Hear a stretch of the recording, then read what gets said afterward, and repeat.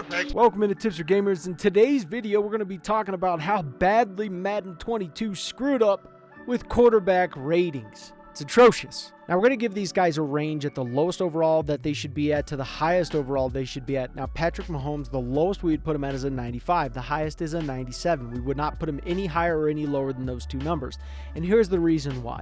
His accuracy is just not what it was in previous years. It's not like it's dropped off so drastically that he's terrible, not even close. The guy is still elite as it gets. However, his accuracy on his no-look throws, throwing on the run, throwing on his back foot, those are just not as predominant as it was in previous years. And some will argue that it's the defense. Well, the defense is changing up because they're running a cover 2 or whatever defense they're coming up with. It doesn't matter. Accuracy is accuracy, and it's 100% controllable by you.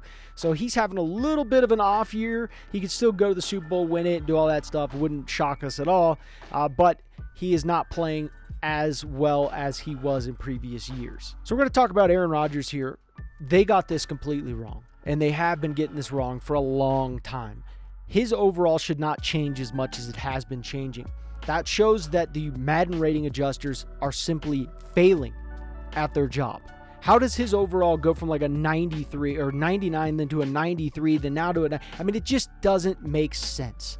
His overall is changing more than his hairstyle changes. It's absurd, and they need to stop doing it because his overall really should be a 99.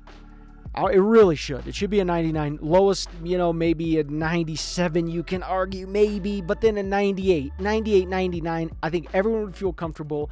There's no one stating like, yeah, there's several quarterbacks better than him. But yet, if you play Madden over the previous years, Madden says that there's been several quarterbacks better than him. And it's just absurd, and they've been getting this wrong. And it's doing a disservice to the people who play the sport and to the people who play this game. So we're going to talk about Tom Brady next. Tom Brady should be a 99 overall, and people would like, oh, God, well, he's not this and that. Look, I can't tell you how many different things I hear from different people.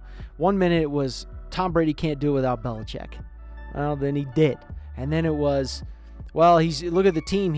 There's never a time where people will not just give excuses on why the GOAT is the GOAT. There's never a time. You're always going to hear some excuse from some person somewhere, somehow. Oh, he deflated balls. He's a cheater. Dude, he could have beat them with a golf ball that day. It doesn't matter. The guy's the GOAT. You got to quit it. I don't know what his last year overall was, but the guy won a Super Bowl. So if his overall wasn't a 99 with what he pulled out and what he did, and they'll all say, well, it was his team. Stop it. The guy's a 99 overall. Period. Done. No questions about it. He's a G. He's 44 years old. That doesn't mean he's less great than he was last year when he won the Super Bowl at 43. It doesn't make sense. Stop it. So 99 overall. 98 overall at the very lowest, and it makes me sick to even think about it. So Lamar Jackson, we feel like they got him completely wrong. He's an 85 overall in our book. If you were to ask anyone who's not a Lamar Jackson fan, who's not a Baltimore Ravens fan, who is an NFL analysis guy who's not biased, who are your top 5 best quarterbacks in the NFL right now? Lamar Jackson's not making it onto that list. But in Madden here, he's making it onto the list. He's probably not even going to make it into most people's top 10 list in the NFL, if we're being honest. He wouldn't make it in ours. Okay, there are several people on this list who are better than him, much better than him, at throwing the ball and total production. Okay, he's inaccurate. He makes bad decisions, and he throws interceptions. It's the simple fact of the matter. The Baltimore Ravens are a hell of a franchise. They always have been, even since they were the Cleveland Browns and coached by Bill Belichick and left Cleveland to become the Baltimore Ravens to win the Super Bowl in 2000 with Trent Dilfer. They were good with Trent Dilfer. They were good with Joe Flacco when they won the Super Bowl with Joe Flacco. They're good with Lamar Jackson, and they're going to be good even when he's gone. If the Baltimore Ravens want to pay him the Queen's Diamond, it's not going to hurt the other team who is playing the Baltimore Ravens. It is going to hurt the Baltimore Ravens. Now, the next guy we're going to talk about is Dak Prescott. Dak Prescott is simply not the 5th best quarterback in the NFL. It's just not the way it is. So, based upon that premise, he needs to be a lower overall. We'd put him at anywhere from an 86 at the lowest, and we think that's pushing it, but to an 88. That's where we really think he would be. 88 overall. And that's where you're seeing his production. When he first started playing this year, he looked amazing. I mean, he really did. And we had a lot of Dallas Cowboys fans, not a lot of them, but we had a few of them get really agitated when we said he wasn't elite. And we stick to that. He's just not elite quarterback. He's better than average, no question about it, but he's not elite. Kyler Murray is a good quarterback, no question. Is he a great quarterback? No. Okay, he's better than average, but he's not a great quarterback. And it shows from his playoff game that this guy made mistakes. And one has to ask themselves is how good did D-Hop actually make this guy look this year? I'm not saying he's a bad quarterback, not even close. But what I'm saying is when you have a guy like DeAndre Hopkins, one wonders how many times the Texans went to the playoffs with horrible quarterbacks and yet still had extreme production on the offensive side of the ball.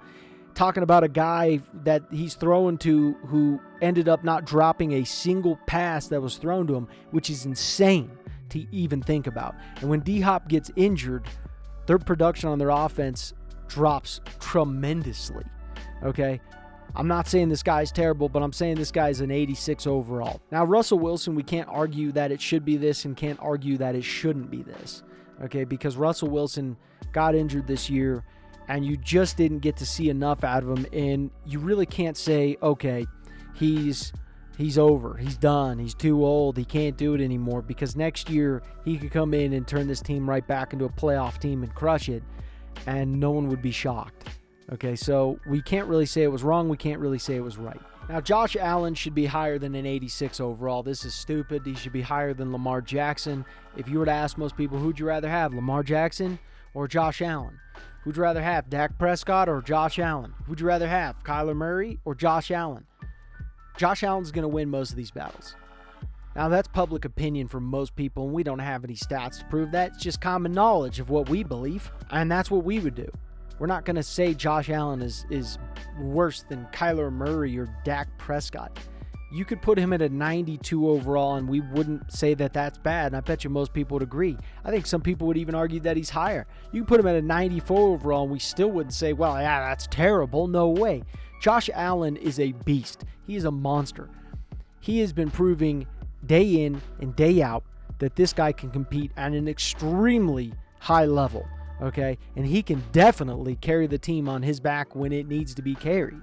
So this guy, they got the overall completely trash, and this wouldn't even be our low range. 86 overall, that's absurd. So people will tell you that Ryan Tannehill is not an elite quarterback.